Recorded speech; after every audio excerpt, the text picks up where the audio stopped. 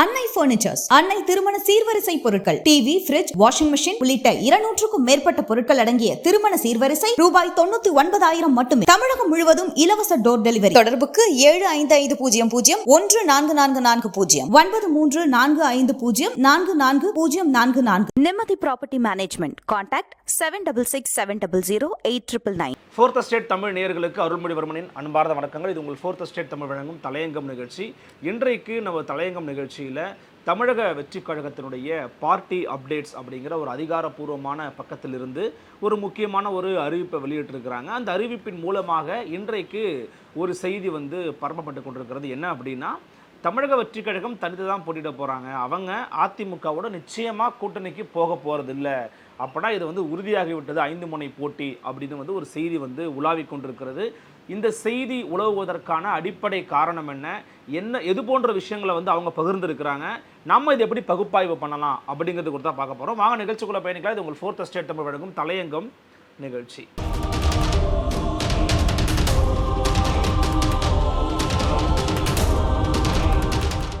TVK party updates அப்படிங்கிற ஒரு X வலைதள பக்கத்தில் தலைமை நிலையக செயலக அறிவிப்பு அப்படின்னு சொல்லிட்டு ஒரு செய்தியை போட்டுக்கிறாங்க. செய்தியை முழுமையாக வாசிச்சிட நீங்களும் பார்த்துருங்க.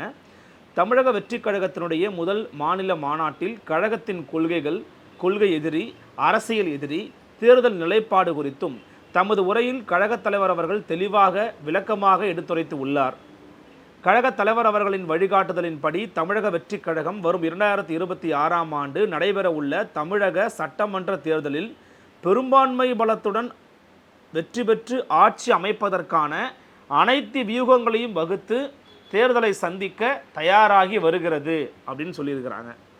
இச்சூழலில் 2026ஆம் ஆண்டு சட்டமன்ற தேர்தலில் ஆட்சி மாற்றத்திற்கான முதன்மை சக்தியாக ஒட்டுமொத்த தமிழக மக்களின் ஏகோபித்த வரவேற்பையும் ஆதரவையும் பெற்று மக்கள் மத்தியில் தமிழக வெற்றி கழகம் அடைந்து வரும் எழுச்சியை மடைமாற்றம் செய்யும் உள்நோக்கத்தோடு அடிப்படை ஆதாரமற்ற தகவல்களை கொண்டு அஇஅதிமுகவுடன் தமிழக வெற்றி கழகம் கூட்டணி என்று தொடர்புபடுத்தி பிரதான தமிழ் நாளிதழ், அது யாருன்னு உங்களுக்கே தெரியும், தினமலர் தான் அந்த நாளிதழ், அதை அவர் பேரே அவர் போடலை, ஒன்று உண்மைக்கு முற்றிலும் புறமான தகவல்களை கொண்டு நேற்று தலைப்புச் செய்தி வெளியிட்டிருக்கிறது. இந்த செய்தி முற்றிலும் தவறானது, ஆதாரமோ அடிப்படையோ அற்றது. ஊடகங்கள் மற்றும் சமூக ஊடகங்கள் வாயிலாக அரசியல் விமர்சகர்கள் என்கிற போர்வையில் உள்நோக்கத்தோடு தான் தோன்றித்தனமாக சிலர் தெரிவிக்கும் பொய்யான கருத்துக்களின் அடிப்படையில் தமிழக வெற்றி கழகத்தை தொடர்புபடுத்தி பரப்பப்படும் இதுபோன்ற உண்மைக்கு மாறான பொய்ச் செய்திகளை தமிழக மக்கள் புறக்கணித்து விடுவார்கள் என்பதை இத்தகைய பொய்யான செய்திகளை உள்நோக்கத்தோடு பரப்புபவர்களுக்கு நினைவூட்டுகிறேன் அப்படின்னு சொல்கிறாங்க. ஆனால் இங்கே நமக்கு என்ன ஒரு விஷயத்தை நம்ம தெளிவுபடுத்தணும் அப்படின்னா, ஒரு கட்சி புதுசாக களத்துக்கு வருது அப்படின்னா இந்த கட்சியின் மூலமாக, இந்த கட்சி எடுக்கக்கூடிய நிலைப்பாடுகளின் மூலமாக ஏற்படக்கூடிய சாதக பாதகங்கள் என்ன, ஏற்பட இருக்கக்கூடிய கள மாற்றங்கள் என்ன அப்படிங்கிறத அரசியல் விமர்சகர்களும் பத்திரிகையாளர்களும் ஊடகவியலாளர்களும் நிச்சயமாக கணிக்கத்தான் செய்வாங்க. இப்படி இருக்க வாய்ப்பு இருக்குது அப்படிங்கிறத சொல்லத்தான் செய்வாங்க. ஸோ தமிழக வெற்றி கழகம் வந்த உடனே அவருடைய மாநாட்டில் பேசின பேச்சின் அடிப்படையில் வைத்துத்தான் அதிமுகவை பற்றின ஒரு பேசுபட பொருளே உருவாச்சு. காரணம் என்ன அப்படின்னா, அவர் கரப்ஷன் கபடதாரிகள் அப்படின்னு திமுகவை மையப்படுத்தி, திமுகவினுடைய குடும்பத்தை மையப்படுத்தி தான் பேசியிருந்தார் திரு விஜய் அவர்கள். அவர் எந்த இடத்துலையுமே இரு திராவிட கட்சிகளும், இப்போ சீமான் சொல்கிறான்னு வச்சுக்கோங்களேன், இரு திராவிட கட்சிகளும் ஊழல் கட்சிகள், புதிய தமிழ் கிருஷ்ணசாமி சொல்கிறாரு இரு திராவிட கட்சியும் ஊழல் கட்சிகள், இப்போ பிஜேபி அண்ணாமலை சொல்கிறாரு 2 பேரும் ஊழல் கட்சிகள்னு சொல்கிறாருன்னா, அப்போ நமக்கு ஒரு கிளாரிட்டி கிடைக்கும், 2 பேருமே அவங்க தூரத்தில் வைக்கிறாங்க அப்படின்னு. ஆனால் திரு விஜய் அவர்கள் திமுகவை அதிகமாக மையப்படுத்தி பேசியிருந்தார். அதுவும் கூட ஒரு காரணத்தை சொன்னாங்க, நம்ம ஏற்கக்கூடிய காரணம் தான். ஏன்னா திமுக ஆளும் சக்தியாக இருக்கிறது, பாஜக ஆளுங்கட்சியாக இருக்கிறது, எனவே 2 பேரையும் அவங்க அடிக்கிறாரு அப்படிங்கிற மாதிரி புரிஞ்சுக்கலாம். ஆனால் அதிமுகவை பற்றி பேசவே இல்லாமல் கடந்து போயிருக்கிறாரே, அப்போ அதிமுக ஊழல் கட்சி இல்லையா, அதிமுகவில் கரப்ஷன் கபடதாரிகள் இல்லையா, அதில் விஜய் நிலைப்பாடு என்ன அப்படின்னு ஊடகங்கள் கேள்வி கேட்க ஆரம்பித்தாங்க. ஒரு வேளை திரு விஜய் அவர்கள் விளக்கம் கொடுக்க விரும்பி இருந்தாருன்னா அவர் ஒரு ஊடக சந்திப்பு நிகழ்த்தி கூட அதில் பற்றி அவர் விளக்கம் கொடுத்துருக்கலாம். ஆனால் அதற்கான வாய்ப்பு எதுவும் இப்போது வரைக்கும் அமையலை அப்படிங்கிறத பார்க்க முடிகிறது. ஸோ விஜய் அவர்களுடைய கட்சியை பற்றியும் அதிமுகவை பற்றியும் நினைத்து பேசுவதற்கான ஒரு வாய்ப்பை விஜய் அவர்களுடைய பேச்சு வந்து உருவாக்கிடுச்சு அப்படின்னு தான் நாம் பார்க்குறோம். அந்த அடிப்படையில் தான் அதிமுகவை குறித்தும் தாவேகாவை குறித்தும் பேசினாங்க. நமது ஃபோர்த் எஸ்டேட் தமிழ் ஊடகத்தில் கூட சமீபத்தில் அதிமுகவுடன் கூட்டணி, விஜய் அவர்கள் கூட்டணி வைக்கிறாரு, 60 சீட்டு துணை முதலமைச்சர் உறுதி அப்படிங்கிற போது தலைப்பில் ஒரு வீடியோ போட்டிருந்தோம். அந்த வீடியோடைய உள்ளவே நீங்கள் பார்த்துருந்தீங்கன்னா தெரியும், பார்த்த நபர்களும் கண்டிப்பாக இருப்பீங்க. மூத்த பத்திரிகையாளர் பிரியன் அவர்கள் ஒரு இடத்துல சொன்ன செய்தியினுடைய அடிப்படையை வச்சு அவரிடம் அனுமதி கேட்ட பிறகு தான் இந்த மாதிரி சொல்லியிருக்கிறீங்களே உண்மையானு கேட்டபோது எனக்கு வந்து செய்தியை நான் பகிர்ந்தேன் அப்படின்னு அவர் சொன்னார். அந்த செய்தியை நாம் போட்டிருந்தோம், இந்த மாதிரி சொல்லியிருக்கிறாரு, ஊடகங்களில் பேசுகிறாரு, இப்போ தாவேகா நிலைப்பாடு என்ன அப்படின்னு சொல்லி நம்ம பேசியிருந்தோம். நம்மளுடைய கருத்து இதுதான் அப்படின்னு நம்ம எங்கேயுமே சொல்லலை. இது மாதிரி ஒரு பேசப்பட்ட பொருள் உருவாக்கி கொண்டிருக்கிறதுன்னு சொன்னோம். இப்போ ஒரு முதன்மையான ஒரு பத்திரிகையாக பார்க்கப்படுகிற தினமலர் பத்திரிகையில் அதிமுகவோட பேச்சுவார்த்தைன்னு சொல்லி போட்டாங்க. அதை எதிர்த்து உடனடியாக ஒரு அறிக்கை விட்டுருக்குறாங்க. உடனடியான்னு சொல்ல முடியாது, ஒரு அறிக்கை விட்டுருக்குறாங்க. ஏன்னா எதுக்காக இந்த விளக்கத்தை கொடுத்தேன் அப்படின்னா, ஏன் இப்படி பேசுகிறாங்க அப்படிங்கிறதுக்கான ஒரு பின்னணி இருக்குது, ஒரு காரணம் இருக்குது. அதுக்காக நான் சொன்னேன். நான் பின்னணி நம்ம அடுத்த விஷயத்துக்கு வருவோம். தமிழக வெற்றி கழகத்தின் அரசியல் பாதை முழுக்க முழுக்க தமிழக மக்களின் நலனுக்கானது. வெற்றி கொள்கை திருவிழாவில் கழகத் தலைவர் அவர்கள் ஆற்றிய உரையில் தெரிவித்த நிலைப்பாட்டின் அடிப்படையில் பெரும்பான்மை பலத்தோடு நாட்டு மக்களின் பேராதரவோடு வென்று தமிழ்நாட்டு மக்களின் நலனுக்கான நல்லரசை அமைப்பதே தமிழக வெற்றி கழகத்தின் குறிக்கோள். இந்த அறிக்கையிலேருந்து என்ன தெரியுது அப்படின்னா, 2026 அல்லது 2026 விட்டுருங்க, தமிழக வெற்றி கழகம் துவங்கப்பட்டதே தமிழ்நாட்டில் ஆட்சியை நாங்கள் அமைக்க போகிறோம். அதாவது தமிழக வெற்றி கழகம் 234 தொகுதியில் போட்டியிட்டு பெரும்பான்மையை வென்று ஆட்சி அமைக்கும். அதில் நாங்கள் பெரும்பான்மையை வெல்லும் போது எங்கள் கூட யாராவது இருக்கிறாங்க அப்படின்னா அவங்களுக்கு ஆட்சி அதிகாரத்தில் பங்கு நாங்கள் சொன்னோமே ஒழிய, நாங்கள் யாரு கீழேயும் போய் இருந்து அவங்கக்கிட்ட கேட்டு பெறக்கூடிய நிலையில் நாங்கள் இல்லை. இப்போது நாங்கள் அப்படி இல்லை அப்படிங்கிறது தான் இந்த அறிக்கையின் மூலமாக தெரிய வருகிறது. இப்போ அப்படி இருக்கிறாங்களா இல்லையாங்கிறது வேற. இவங்க அறிக்கையின் மூலமாக நாங்கள் தமிழ்நாட்டில் பெரும்பான்மை பலத்தை பெற்று ஆட்சி அமைக்க தயாராக இருக்கிறோம் அப்படிங்கிறது தான் அவங்க அறிக்கையில் திரு ஆனந்த் அவர்கள் சொல்கிறாரு. எனவே மக்களை குழப்பும் நோக்கில் தமிழக வெற்றி கழகம் தொடர்பான உண்மைக்கு புறமான கருத்துக்களை செய்திகளாக வெளியிடுவதை ஊடகங்கள் தவிர்க்க வேண்டும் என்று கேட்டுக்கொள்கிறேன். கழக தலைவர் அவர்களின் ஒப்புதல் பெற்று இச்செய்தி குறிப்பு வெளியிடப்படுகிறது. இப்படிக்கு ஆனந்தன் சொல்லி போட்டிருக்கிறாரு. துவக்கத்தில் வந்து ஒரு விஷயத்தை பேசியிருக்காங்க. அவங்க என்ன சொல்லியிருக்கிறாங்கன்னா, 2026 வெற்றி பெறுவதற்கு தமிழக வெற்றி கழகம் வெற்றி பெற்று ஆட்சி அமைக்க போதுங்க, அதற்கான வேலையில் பார்த்துக்கிட்டு இருக்கோன்றாங்க. எந்த ஒரு கட்சியுமே இதை சொல்லத்தான் செய்யணும், அதில் மாற்று கருத்து இல்லை. நேற்று உருவான கட்சியான தாவேகா மட்டும் இல்லை, பல ஆண்டுகளாக தமிழ்நாட்டில் இருக்கிற பாட்டாளி மக்கள் கட்சியை சொல்கிறாங்க, நாம் தமிழர் கட்சி சொல்கிறாங்க, விசிகா சொல்கிறாங்க. ஸோ எல்லா கட்சிக்குமே தன்னுடைய தலைவரை முதலமைச்சராக்கி அழகு பார்க்கணும், இந்த நாட்டை நம்முடைய கட்சி ஆளணுன்ற எண்ணம் இருக்கத்தான் செய்யும். அதில் மாற்று கருத்தே இல்லை. தொடர்ந்து அவங்க பேசலாம். அதற்கான உரிமையும் அதற்கான எல்லா விதமான விஷயங்களும் அவங்கள்ட்ட இருக்க தான் செய்தாலும் நமக்கு வந்து மாற்று கருத்தில். ஆனால் ஊடகவியலாளராக, பத்திரிகையாளராக, அரசியல் விமர்சகர்களாக களம் இப்போது எப்படி இருக்குது அப்படிங்கிறத சொல்லக்கூடிய உரிமையும் பத்திரிகையாளர்களுக்கு இருக்குது. அந்த அடிப்படையில் தமிழ்நாட்டில் 40% மேலே ஒரு கட்சிக்கிட்ட இருக்கா இன்றைக்கி தமிழ்நாட்டில் பார்த்தீங்கன்னா யாருக்கிட்டையுமே இல்லை. அப்படி இருக்கும்போது ஒரு புது ஃபோர்ஸாக விஜய் வந்தார் அப்படின்னா அவரால் ஒரு 5% தான் வாங்க முடியும்னு ஒருத்தர் சொல்லுவார், ஒருத்தர் 10% தாங்க வாங்குவார்னு சொல்லுவார், ஒருத்தர் 12 தாங்க வாங்குவார்னு சொல்லுவார். இது ஒவ்வொருவருடைய அசம்ஷன், அவங்களுடைய நிலைப்பாட்டிலிருந்து அவங்க களத்தை ஆய்வு பண்ணதிலிருந்து அவங்க சொல்கிறாங்க. இது அவங்களுடைய நிலைப்பாடு. நீங்கள் அதில் மாறுபடலாம். எப்படிங்க நீங்கள் சொல்லுவீங்க, நாங்கள் தமிழ்நாட்டை ஆள போகிறோன்னு சொல்லலாம். அது ஒரு கட்சியினுடைய நம்பிக்கை. அந்த நம்பிக்கையை தன்னம்பிக்கையை யாரும் வந்து குறை சொல்லலை. அப்படி இருக்கும் பட்சத்தில் இன்றைக்கி இவங்க போட்டிருக்கிற செய்தியை அடிப்படையாக வச்சு பார்க்கும்போது தாவேகாவுடைய முதன்மையான நோக்கம் அப்படிங்கிறது ஆட்சியை பிடிப்பது தான் அப்படிங்கிறது தெரியுது. 2026 வாய்ப்பு இன்றைக்கி இருக்கான்னு கேட்டிங்கன்னா, நாம் களத்தை ஆய்வு பண்ணது அடிப்படையிலேயோ அல்லது பொதுவான இருக்கக்கூடிய சமூக சூழலுடைய அடிப்படையில் நம்ம பார்க்கும்போதோ அதற்கான வாய்ப்பு இப்போது கிடையாது. தமிழக வெற்றி கழகத்தால் ஆட்சியை பிடிக்க முடியாது. அவர்களால் 2026 அவர் முதலமைச்சர் ஆவாரா அப்படிங்கிறது வந்து மிகப்பெரிய கேள்விக்குள். அதன வாய்ப்புகள் சாத்தியக்கூறுகள் மிக மிக குறைவு இன்றைக்கி இருக்கிற நேரத்தை சுச்சுவேஷன் அடிப்படையில் சொல்லும்போது. ஸோ அப்போ என்ன பண்ணுவாங்கன்னா, இவங்களுக்கு திமுக தான் அரசியலில் முதன்மை எதிரி அப்படின்னா திமுகவை வீழ்த்துவதற்காக அதிமுகவோட சேருவாங்கன்னா பேசப்படும் பொருள் உருவாச்சு. அதிமுகவுக்கும் தாவேகா தான் தேவை, விஜய் தான் தேவை, எடப்பாடி பழனிசாமி கதவுகளை திறந்து கொண்டு காத்திருக்கிறார் அப்படின்லாம் வந்து பேசினாங்க. ஆனால் அப்படியாகலாம் ஒன்றும் அதிமுக காத்து கொண்டும் இல்லை. அதிமுகவுக்கு விஜய் வந்தால் தான் எதிர்க்கட்சிகளை வீழ்த்த முடியுங்கிற அவசியமோ தேவையோ கிடையாது.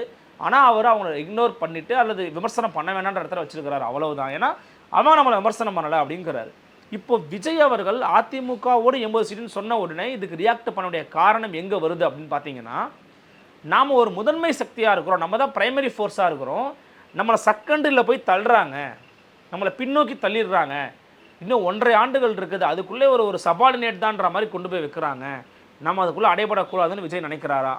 சரி, அப்படி நினைக்கிறாரு அப்படின்னா 2026 ஒருபோதும் அதிமுகவோட கூட்டணி இல்லை அப்படிங்கிற ஒரு வார்த்தையை சேர்த்திருந்தாருன்னு வச்சுக்கோங்களேன், நம்ம உறுதியாக சொல்லிக்கலாம், ஓகே ஒரு சபார்டினேட்டாக போகவே மாட்டார்ப்பா அப்படின்னு. ஆனால் அந்த மாதிரி ஒரு வார்த்தையோ வாக்கியமோ இந்த அறிக்கையில் இல்லை.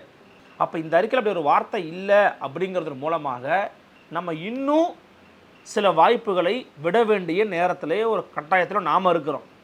ஏன்னா அவர் எங்கேயுமே இந்த கட்சியோடு கூட்டணி இல்லைன்னு சொல்லலை. நம்ம 2 விஷயம் நாமளே எடுத்துக்கலாம். ஒன்று பிஜேபியோட போக மாட்டார், இன்னொன்று திமுகவோட போக மாட்டார், நாமளே எடுத்துக்கிடலாம். அப்போ மிச்சம் இருக்கிற வாய்ப்புகள் என்னங்கிறத நம்ம பார்க்குறோம். நாம் தமிழர் கட்சியோட போக வாய்ப்பு இல்லை, அவர் தனித்து போட்டின்னு அறிவிச்சிட்டாரு.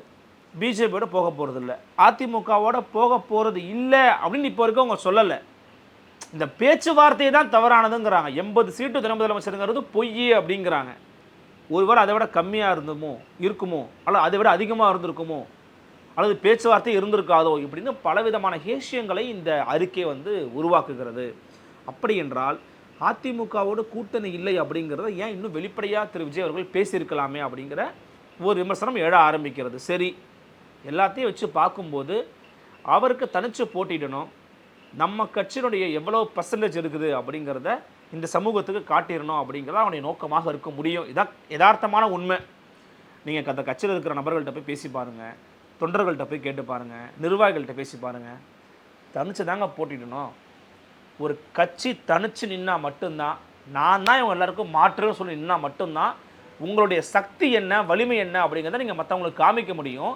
அதன் பிறகு தான் அவங்களை நோக்கி மற்றவங்க வருவாங்க. இதான் கலை யதார்த்தம். ஸோ அப்படியாக புதியதாக வந்திருக்கக்கூடிய கட்சியான தமிழக வெற்றி கழகம் தனிச்சு போட்டிட்டாங்கன்னா மட்டும்தான் இவங்களுடைய பர்சன்டேஜ் இவ்வளோங்கிறத மற்ற கட்சிகள் பார்க்கவே முடியும். அப்போ அதுக்கான வாய்ப்புகள் தான் அதிகம்னு சொல்கிறாங்க. அப்படி அதற்கான வாய்ப்புகள் அதிகமாக இருக்கும் பட்சத்தில் மூத்த பத்திரிகையாளர்கள் பல பேர் சொன்ன ஒரு கருத்தை நாம் இங்கே குறிப்பிட்டு காட்ட விரும்புகிறோம்.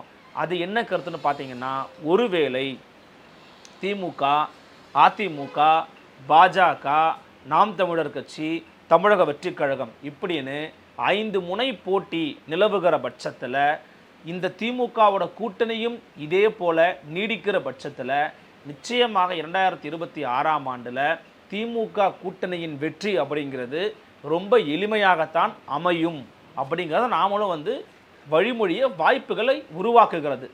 ஏன் அப்படின்னா எதிர்க்கட்சிகளுடைய ஓட்டுகள் எல்லாமே சிதறடிக்கப்படுகிறது. அதிமுக ஒரு பக்கம், நாம் தமிழர் கட்சி ஒரு பக்கம், பிஜேபி ஒரு பக்கம், தாவேகா ஒரு பக்கம். அப்படின்னா நீங்கள் 4 பேருமே சேர்ந்து எதிர்க்கட்சிகள் எல்லாம் ஒன்றா வாங்க வேண்டிய வகைகளை பிரிக்கிறீங்க. அப்படி 4 பேருமே பிரிக்கும் போது திமுகவுக்கு ஓரளவு சேதாரம் இருக்கலாம். ஏன்னா திமுகவுக்கு போட்டுக்கிட்டு இருந்தவங்க கூட விஜய் பக்கம் போய் போடலாம், வாய்ப்புகள் இருக்கலாம். ஆனால் வெற்றி வாய்ப்பை இழக்க வைக்கக்கூடிய அளவுக்கு அந்த வாக்கு வங்கி சிதையாது அப்படிங்கிறது தான் பொதுவான கருத்தாக இருக்கிறது. ஏன்னா இன்னும் 1.5 ஆண்டுகள் இருக்குது. இன்றைய நாளிலிருந்து தாவேகாவோ அல்லது விஜய் அவர்களோ தினசரி களத்தில் அரசியல் செய்வது, தினசரி போராட்டங்கள், ஆர்ப்பாட்டங்கள், மக்கள் மன்றங்களுக்கு பிரச்சனைகளை சந்திப்பது, மக்களை சந்திப்பது, அப்புறம் வந்து நடைப்பயணம் போவது, ஊடகங்களை வந்து சந்திப்பது, ப்ரெஸ் மீட்டை வைக்கிறது, இப்படின்னு ஒரு தினசரி அரசியலை வந்து மற்ற நபர்கள் மாதிரி பண்ணுறாங்கன்னு வச்சுக்கோங்களேன். அப்போது நமக்கு வந்து கொஞ்சம் அசைவுகளை வந்து உணர முடியும். ஓகே, இந்த மாதிரிலாம் இருக்குது, இந்த இடத்துல பண்ண இவ்வளோ கூட்டம் வருது, அவர் இதுப்பெல்லாம் சிந்திக்கிறாரு, மற்றவங்க யாரெல்லாம் அவரை பார்க்குறாங்கன்னு நம்ம யோசிக்கலாம். அவர் தீர்மானத்தை பொருட்டு இப்போ அடுத்த கட்டமாக படப்பிடிப்புக்கு போயிட்டார். படப்பிடிப்புக்கு போன பிறகு இப்போ படப்பிடிப்பை முடித்த பிறகு அவர் எப்போ வருவார், எப்போ அப்புறம் மக்கள் சந்திப்பு நிகழ்த்த போகிறாரு, ஊடக சந்திப்பை எப்போ நிகழ்த்த போகிறாரு, மக்கள் பிரச்சனைகளை குறித்து தினசரி அவர் எப்படி பேச போகிறார், இது ரொம்ப ரொம்ப முக்கியம். மக்களை சந்திக்காமலேயோ அல்லது ஊடகங்களை சந்திக்காமலேயோ இன்றைக்கு ஆட்சியை பிடித்து விட முடியும் அப்படின்னு யாராவது நம்பினாங்க அப்படின்னா அது தவறான கணிப்பாக போய் முடியும் நிறைய பேர் அறிவுறுத்தி இருக்கிறாங்க. நான் விஜய் அப்படி நினைக்கிறாருன்னு நான் சொல்ல வரல. விஜய் அப்படி நினைக்கல அப்படிங்கிறது தான் அவங்க கட்சி நிர்வாகிகள் தொடர்ந்து சொல்லிக்கிட்டு இருக்காங்க. ப்ரெஸ்ஸை மீட் பண்ணுவார், மக்கள் சந்திக்க போகிறாரு அப்படி தான் அவங்க சொல்லிக்கிட்டு இருக்காங்க. ஆனால் அது எப்படி பரிணமிக்க போகிறது, அதற்கு எவ்வளவு காலம் பிடிக்க போகிறது? இப்போது அக்டோபர் மாதம் 27 போட்டிங்க, நவம்பர் ஃபர்ஸ்ட் வீக்கில் நீங்கள் வந்து தீர்மானங்கள் போட்டிங்க. இப்போ நவம்பர் 3வது வாரம் போயிட்டுருக்குது. அடுத்த டிசம்பர் மாதம் வரும், அப்புறம் ஜனவரியில் அடுத்த ஆண்டு துவங்குது. அப்படின்னா நீங்கள் எப்படி அப்போது ஒர்க் பண்ணுறீங்க, கட்சி ரீதியாக எப்படி நீங்கள் கட்டமைப்பை கொண்டு போக போகிறீங்க, இது மாதிரி நிறைய கேள்விகள் இருக்குது. ஸோ இதெல்லாம் வச்சு நம்ம பார்க்கும்போது ப்ளஸ் விஜய் அவர்களுடைய கட்சியினுடைய இந்த அறிக்கையை பார்க்கும்போது, பொதுச்செயலாளர் ஆனந்த அறிக்கையை பார்க்கும்போது, நாங்கள் இன்னைக்கு அதிமுகவோட போட்டி போட போகிறதில்ல, அதிமுகவோட நாங்கள் கூட்டணிக்கு போக போகிறதில்ல அப்படிங்கிறத ஓரளவு தெளிவுபடுத்துகிறார். ஓரளவு உறுதியாக சொல்லலை, ஓரளவு தெளிவுபடுத்துகிறார். அந்த ஓரளவு தெளிவுபடுத்துடைய நோக்கம் என்னென்னா, தனிச்சுத்தான் போட்டி, எவ்வளோ வாங்குகிறோம் நாங்கள் பார்க்க போகிறோம். ஏன்னா அவங்களுடைய கட்சி நிர்வாகிகள் பேசும்போதும் சரி, கட்சிக்குள்ளே இருக்கிறடைய மனநிலையை வந்து நம்ம வெளியிலேருந்து கேட்கும்போதும் சரி, இப்போ ஐயநாதன் ஐயா போன்றவர்களாம் வெளியில் அவங்க சொல்லும்போதும் சரி, ஏன்னா அவங்கெல்லாம் வந்து ஏற்கனவே களத்தில் மாற்றுன்னு இயங்கினவங்க கூட பழகினவர்கள். அவங்களுக்கு நம்ம இது பண்ணால் தான் ஸ்ட்ராட்டஜியை கொண்டு போக முடியுன்றது ஓரளவு அவங்களுக்கு தெரியும். அப்படி அவங்களுக்கு தெரிகிற பட்சத்தில் அவர்களுடைய ஆலோசனைகளெல்லாம் திரு விஜய் அவர்கள் பெற்றுக்கொண்டார், நமக்கு உண்மையான்றது தெரியாது, அப்படி பெற்றுக்கொண்டார் அப்படின்னா இப்படிப்பட்ட முடிவுகள் எடுப்பதற்கு தான் வாய்ப்புகள் அதிகமாக இருக்கிறது. எனவே விஜய் அவர்கள் தனித்து போட்டியிடுவது உறுதி அப்படிங்கிறது ரீதியிலாகத்தான் இந்த அறிக்கை அப்படின்னு நம்ம உணர்த்துகிறது. ஒரு வேளை இந்த அறிக்கை ஏதாவது தனித்து போட்டினாங்க, இப்போ ஃபார் எக்ஸாம்பிள் அதிமுக திமுகவோட ஒரு போகாமல் இருக்கலாம். மேபி நான் வந்து சொல்கிறேன், இது வந்து ஒரு அசம்ஷனாக கூட எடுத்துக்கோங்க. ஒரு 6 மாதத்துலேயோ 5 மாதத்துலேயோ களச்சூழல் மாறுகிறது, எல்லா அரசியல் சூழலும் மாறுகிறது, என்னென்னவோ நடக்கிறது அப்படின்னா திமுக அதிமுகவை விட அடுத்த நிலையில் இருக்கக்கூடிய மற்ற கட்சிகள் இருக்குல்ல, பாட்டாளி மக்கள் கட்சி இருக்குது, நாம் தமிழர் கட்சி இருக்குது, விசிக இருக்கிறது, காங்கிரஸ் இருக்கிறது, கம்யூனிஸ்டுகள் இருக்கிறாங்க, இவங்களாம் இருக்காங்கல்ல. இந்த மாதிரி இருக்கிறவங்க காங்கிரஸ் விசிகலாம் வந்து பார்த்திங்கன்னா இவரை விட அதிகமான வாக்கு வங்கியில் அல்லது இவரை விட அதிகமான ஒரு எக்ஸ்பீரியன்ஸில் இருக்கிறவங்க தான். அப்போ இவங்களாமே எப்படி போவாங்கங்கிறது கேள்விக்குறி தான். அப்படி பார்க்குற பட்சத்தில் இவர் விரும்புகிற மாதிரி வரணும் அல்லது இவர்கிட்ட வந்து போய் நிற்கணும் அப்படின்னா ஒரு மொமெண்டம் கிரியேட் ஆகணுங்க. சோஷியோவாக பொலிட்டிக்கலாக ஒரு மொமெண்டம் கிரியேட் ஆகாமல் ஒரு அலையன்ஸே பில்ட் ஆகாது. ஏன் இப்போ வரைக்கும் திருமாவளவன் அவர்கள் நான் திமுக கூட தான் இருக்கிறேன் அப்படிங்கிறத நேற்று கூட என்பதுரை பேசியிருக்கிறாரு. அவர் நல்லவர்களோட தான் இருப்பார், நம்மோட தான் இருப்பான்ற மாதிரி பேசியிருக்கிறாரு. ஆனாலும் வெளியில் வந்து அவர் பொதுவாக பேசினாருங்க, நான் அதிமுக கூட தாங்க இருக்கிறன்றது திரும்ப திரும்ப தெளிவுபடுத்துகிறாரு. அப்போ என்னென்னா அந்த மாதிரி ஒரு தேவையே கிரியேட் ஆகலை. எப்போ ஒரு தேவை, எப்போ வந்து ஒரு சூழல் மாறும் அப்படின்னா வெற்றி வாய்ப்பு இந்த பக்கம் தான் இருக்கும் போல இருக்குன்ற மாதிரி ஒரு சோஷியோ பொலிட்டிக்கல் மொமெண்டம் கிரியேட் ஆக தான் அந்த சூழல் மாறும். அப்படி ஒரு சினாரியோ இன்னும் கிரியேட் ஆகலை. அதன் காரணமாகத்தான் அதிமுகவோட இப்போ கொஞ்சம் அமைதியாக இருக்கிறாங்க, மற்ற கட்சிகளை விமர்சனம் பண்ணாதீங்கன்னு சொல்கிறாங்க. அதுக்கான காரணம் என்னென்னா காலம் கனியும் என்று காத்திருப்பது மட்டும்தான். அப்போ அந்த அடிப்படையில் பார்க்கும்போது விஜய் அவர்களின் கட்சியினுடைய இந்த அறிக்கை அப்படிங்கிறது அதிமுக திமுக இவங்களோட நாங்கள் போகலாம்னு நினைக்காதீங்க. திமுகவுக்கு மாற்று நாங்கள் தான், முதன்மை சக்தி நாங்கள் தான்றதை மீண்டும் மீண்டும் வலியுறுத்துறாரு. அப்போ தனிச்சு போட்டுட்டு தான் வாய்ப்புகள் நிறைய இருக்குது இன்றைக்கி சூழலை பார்க்கும்போது. ஏன்னா சீமானும் நான் தான் மாற்றுங்கிறாரு, அண்ணாமலையும் நான் தான் மாற்றுங்கிறாரு, நீங்களும் நீங்கள் தான் மாற்றுங்கிறீங்க, எடப்பாடி நான் தான் மாற்றுங்கிறாரு. அப்படின்னா நீங்கள் எல்லாருமே மாற்று தான் நிற்கிறீங்க. யாருக்கு எதிரானா திமுகவுக்கு எதிராக. அப்போது தனித்தனியாக நிற்க போகிறாங்க அப்படிங்கிறத ஓரளவு நம்மளால் புரிந்து கொள்ள முடிகிறது. அப்படி தனித்தனியாக நின்றார்கள் என்றால் ஓட்டுகள் பிரியும், சிதையும். அது திமுகவினுடைய வெற்றிக்குத்தான் அதிகமாக வாய்ப்புகளை அளிக்கும் அப்படிங்கிறது தான் இன்றைய சூழலில் இன்றைய நிலைமையில் இருக்கக்கூடிய கருத்தாக பெரும்பாலும் பார்க்கப்படுகிறது. அதையேத்தான் நம்மாலும் வழிமொழியவும் முடிகிறது. பொறுத்திருந்து பார்க்கலாம் எப்படி களம் மாறுகிறது என்று. விஜய் அவர்களுடைய தமிழக வெற்றி கழகத்தினுடைய இந்த கருத்துக்களை பற்றியும் நிலைப்பாடுகளை பற்றியும் உங்களுடைய எண்ணங்கள் என்ன அப்படிங்கிறத கமெண்ட் செக்ஷனில் பதிவு பண்ணுங்கள். மற்றொரு தலையங்கம் நிகழ்ச்சியில் மற்றொரு செய்தியை சந்திக்கிறேன். நன்றி, வணக்கம்.